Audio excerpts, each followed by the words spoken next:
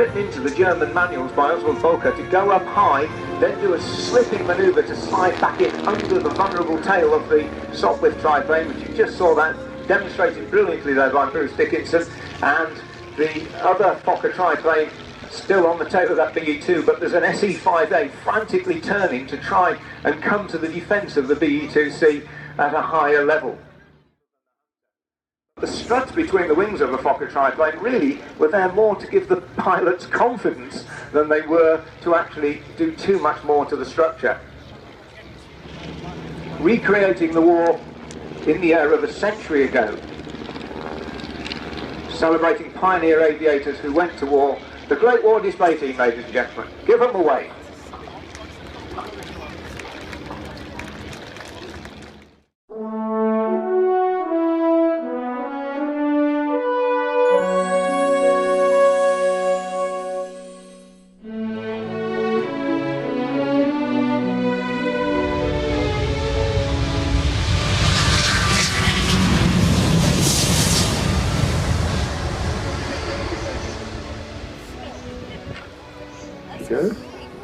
Is that impressive?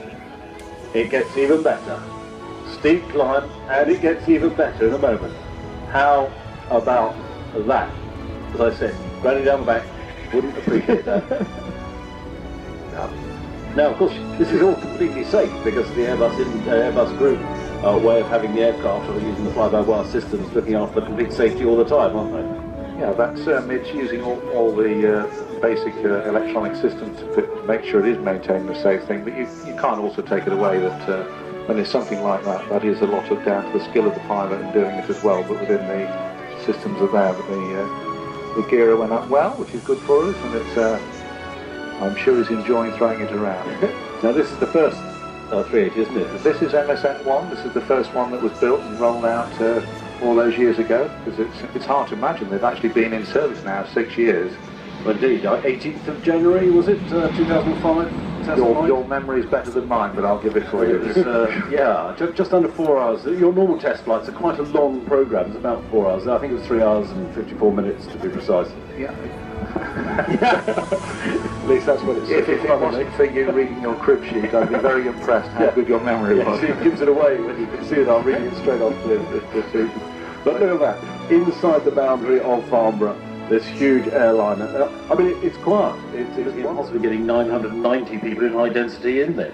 Now, whether an airline would want that, that's down to them. Whether they want a bigger first class club, it's all completely variable, isn't it? Yeah, I mean, this one is certified for about 850. You can put it if you want economy all the way through, but nobody's yet done that. It's you've got all sorts of things from bars and shops. I mean, say Emirates have got showers on board if that's the, if you can afford to fly first class, which sadly my company won't allow me to go first class, so that's they have got showers. But there's bars on board where you've got the bars on board to relax and enjoy yourself. Coming past its high angle attack, high alpha, slow speed pass.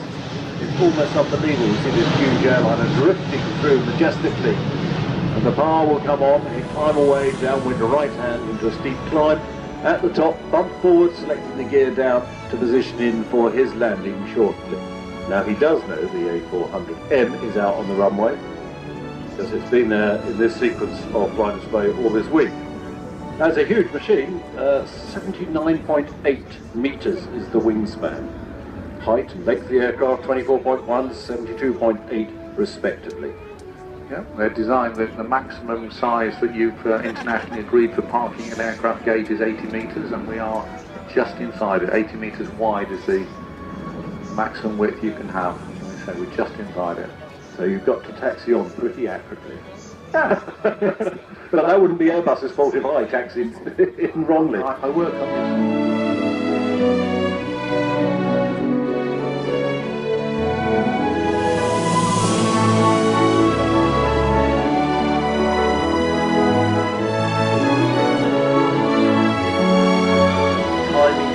Perfect.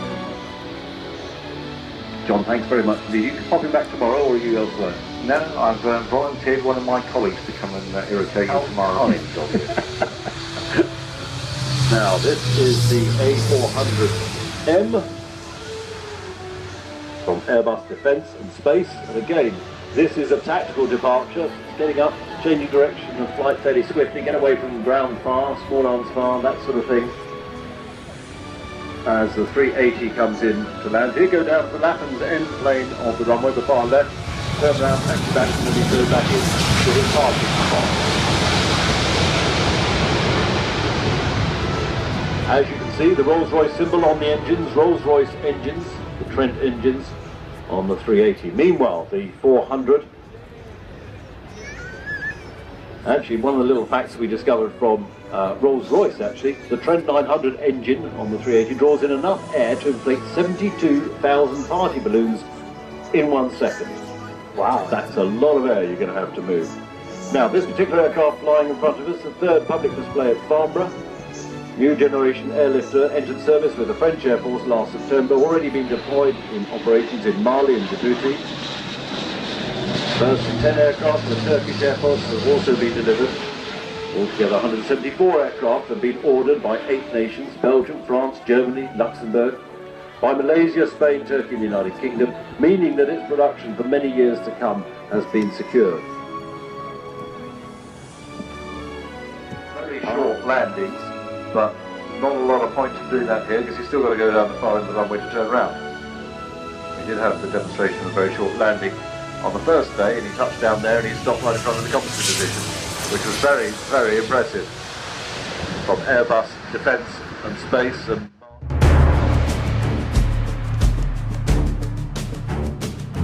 helicopters, of course, have fairly floppy blades and unable to do this sort of work. So coming straight in now for a nose up, nose down, 90 up, and then they'll push the cyclic fully forward and come all the other way, and all the blood now rushing to the head.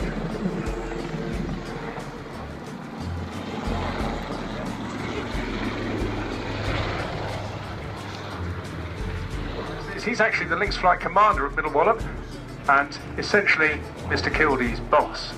So just manoeuvring now into a 270, this will give them a appropriate positioning to go back out on what we call the B-axis. I'm sure that's all been explained to you. Essentially a straight line out in front of us over the top of the control tower.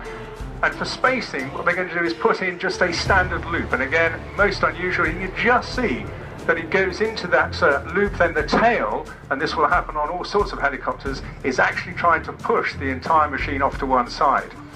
Now a much more comfortable position, the crew putting a big bootful of pedal in there for a classic pedal turn.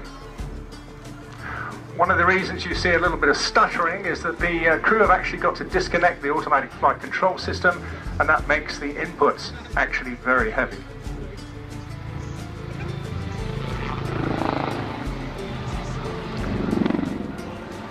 Okay, here's your first opportunity for an excellent photo call for this particular display. This is the classic manoeuvre. Right now the crew working very hard to ensure the aircraft is stable. Posty looking at the T's and P's. Stand by for the Army Air Corps. Here it is, the backflip.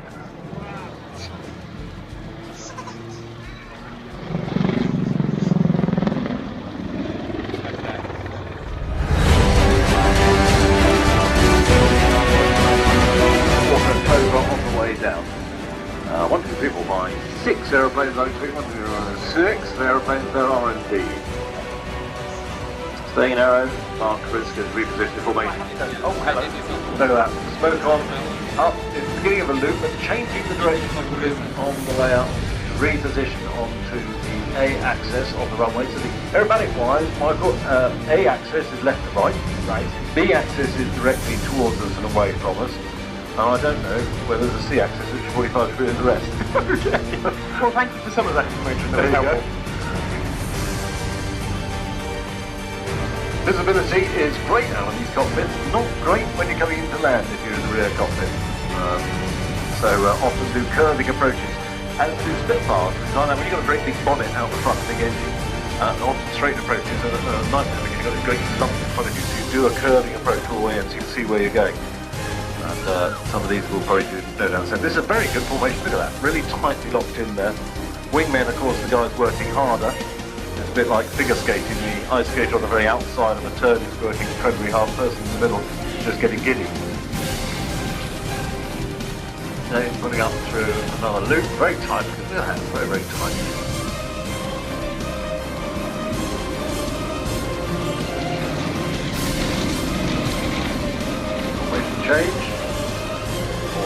Hello chap, through the plane. Coming up. Oh, often you do a little bit of a smoke, you see, you can see exactly where he is. You do know where he should be, but it's reassuring to think he is where he should be. Now, how about the tight crossover? Yeah, that was very tight. Pulling up a roll, on the way out, changing direction of the axis, and rolling away from us, and then going to rejoin, I would guess. Look to the right, 1, 2, 3, 4, 5, so there's another one floating around somewhere. Line abreast, loop. Now the guys on the wings, they're working hard. They're having to look right over their shoulder at the leader. So you're not looking where you're going. The leader's doing that. So you're just staying exactly in formation. Where the leader goes, you go. Yeah. Hope he's got a decent back. No. 1, 2, 3, 4, 5, 6, they're still there. Pulling up now, they've moved further apart. So watch this. This could be a stall turn. Just have to watch them now. Speed reduced. Loop to the rudder, rotating around the centre axis of the cockpit. Down towards ground, speed getting up there, getting more aerodynamic lift. Now you can pull the G forces coming on. We're sitting here, Michael, under 1G, 1 force of gravity. When you go up to 8G, everything weighs 8 times as much. Now to put that in a far more palatable way, if you are holding a pint of beer at 1G, yes, when you put 8G, it's a gallon of beer.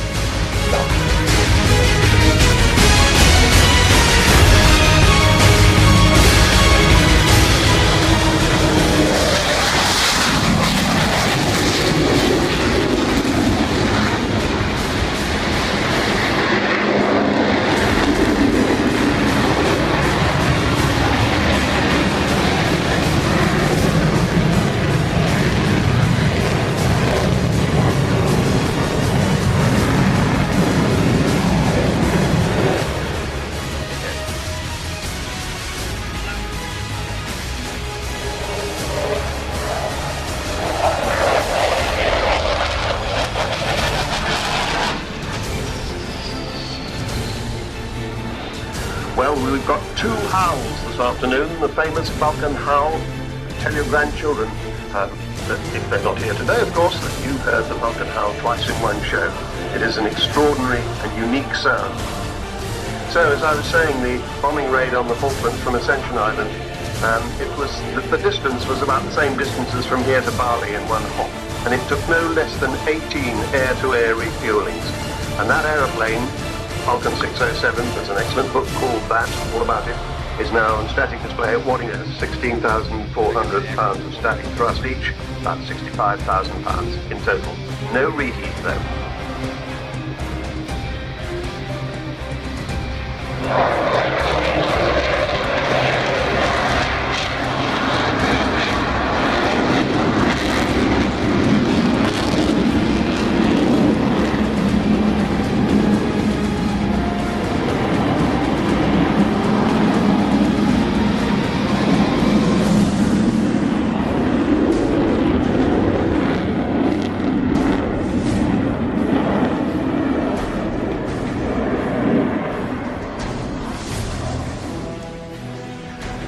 Martin Withers is indeed on board, but he's not flying the aircraft today. He's the co-captain.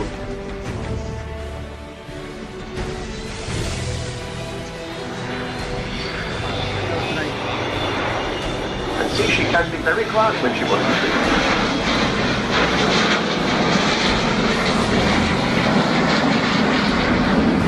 The bomb bay opening as she comes by. There it is. That huge bomb bay. There's that huge bomb bay. Imagine 21 1,000 bombs in there, closing up and making the underside. There he is, Kev Rumin's keeping.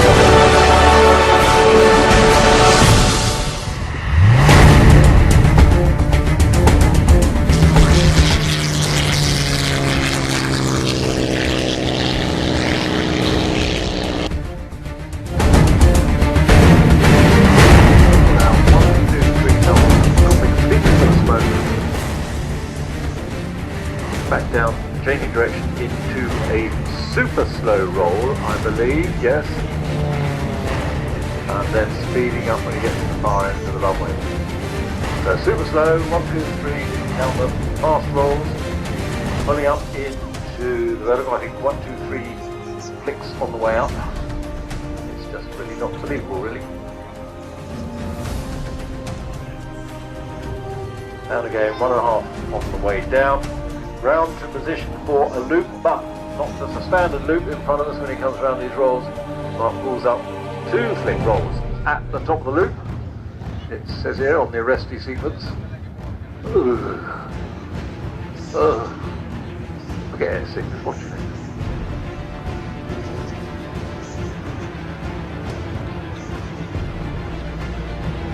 So repositioning against the wind, back nicely onto the display line.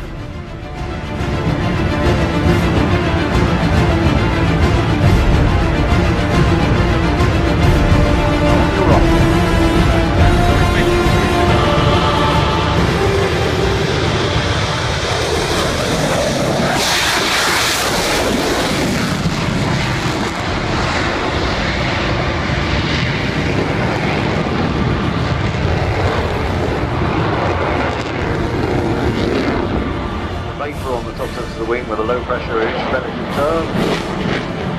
Now we're pushing. So the high pressure.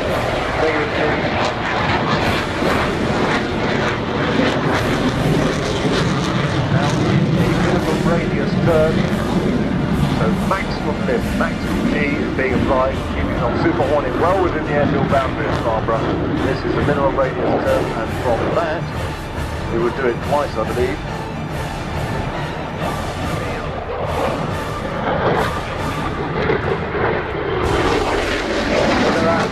Pull up and push. Down, Aerostars.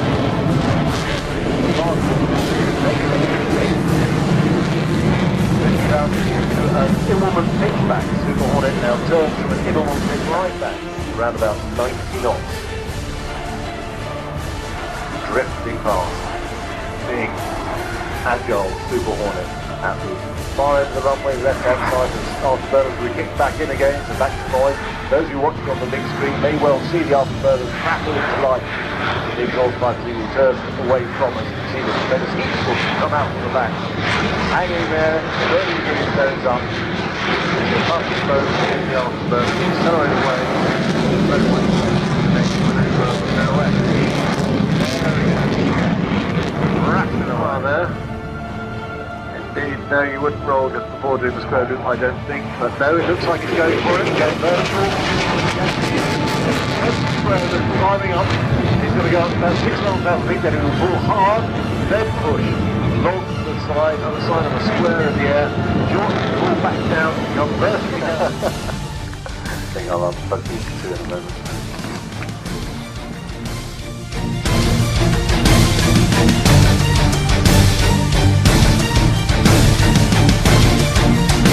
Spanish Navy. Short rolls. Harrier, get there, boys. Very much fun.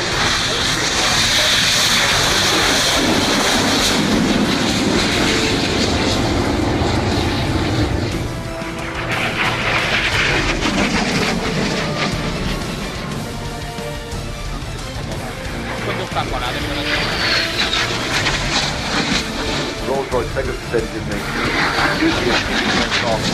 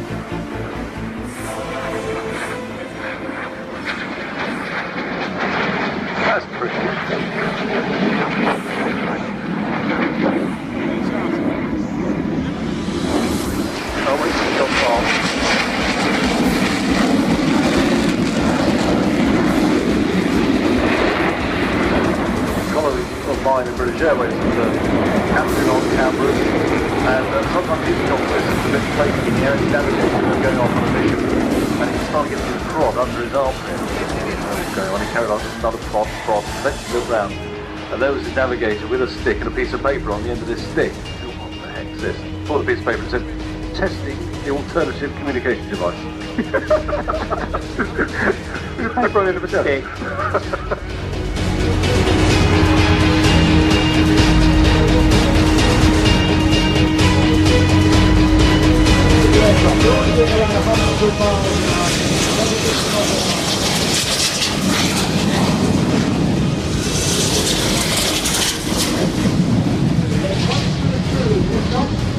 Red 458 from airborne, red 6789. Keep your eyes on there, you'll see red 7 on the front.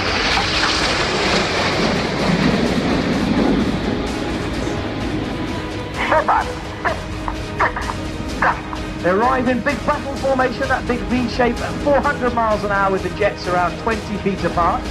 You'll now see them collapse to around 6 feet apart as they form short diamond formation at the top of this loop at 6,000 feet. They're led by Red 1 Squadron Leader Jim Turner. It's Jim's third and final year as the team's leader. He is a former Jaguar pilot who's very experienced in the display world, having displayed the Jaguar, spent 3 years previously with the Red Arrows, and more recently he has spent 3 years as the official advisor to the Royal Saudi Air Force's display team. That's Red 1's voice. As the jets go upside down, boys and girls, the pilots will see you waving. Give them a big wave.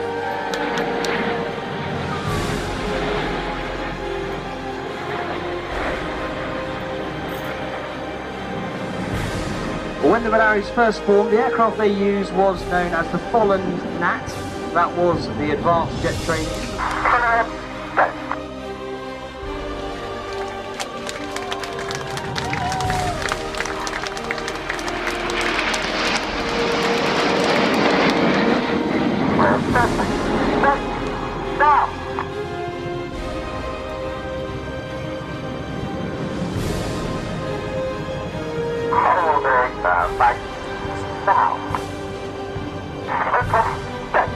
On the leader's right wing now is the first of our 2 first-year pilots for this year. He's Red 2 Flight Lieutenant Stu Campbell. Stu is a former Arrow, which is a bit of a mouthful, so we call it Fred.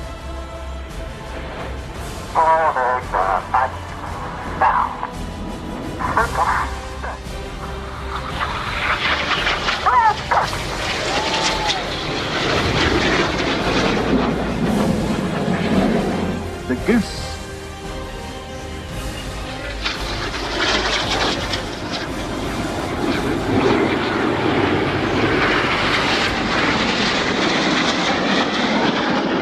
Climbing steeply with a red, white and blue stripe is Red 9, Flight Lieutenant. Eyes looking to the top left of the heart. Here comes Red 8 with a final touch. Red 8 is Flight Lieutenant Martin Pert.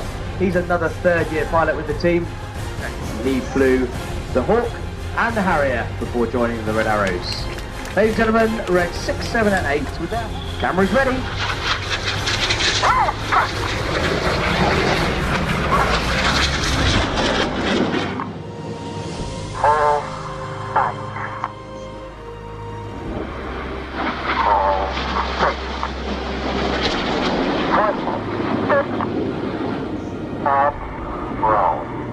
On the far right of that leader's benefit shape is Red.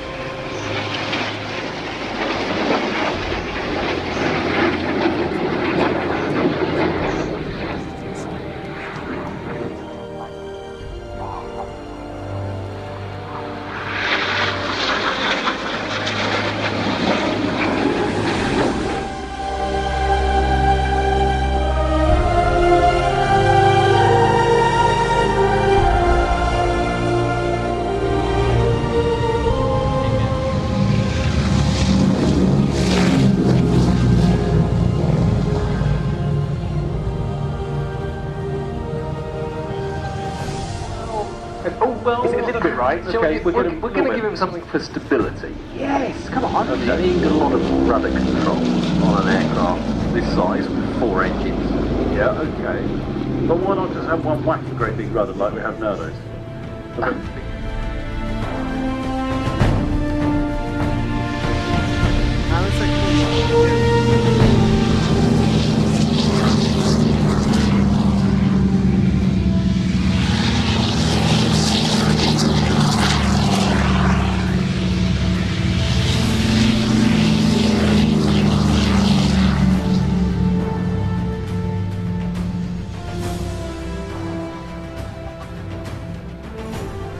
Imagine yourself near an airfield on the 6th of June, D-Day.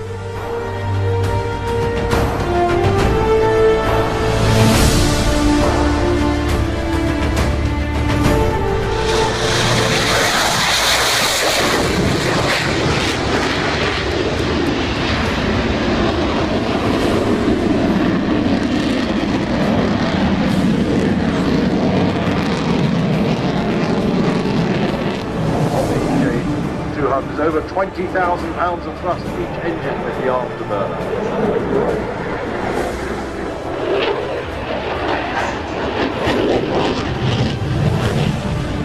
Easily rolling around, still with the gear extended, nice long roll.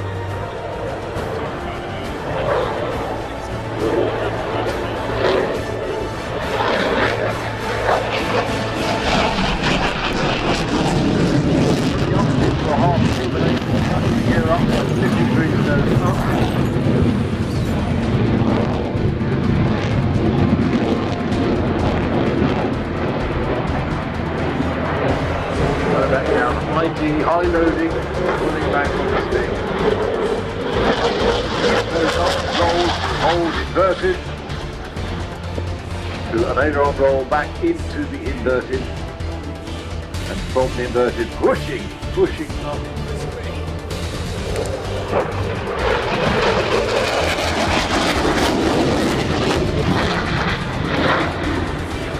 Round into a wing over to bump back towards us. So we use all sorts of G and rolls and pulls to wash off that speed. Push.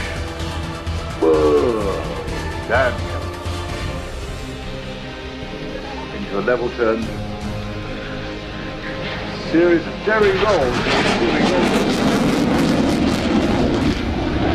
Instead of rolling over the top way, you roll on underneath. Called a jerry turn, named after John Jerry, a very famous test pilot who flew many Farnboroughs. In terms of performance, the aircraft can accelerate from 200 knots to Mach 1 in only 30 seconds. At the end of the display line, in will come the afterburners and pull up into a barrel roll. At very low speed, in will go the thrust. There we go.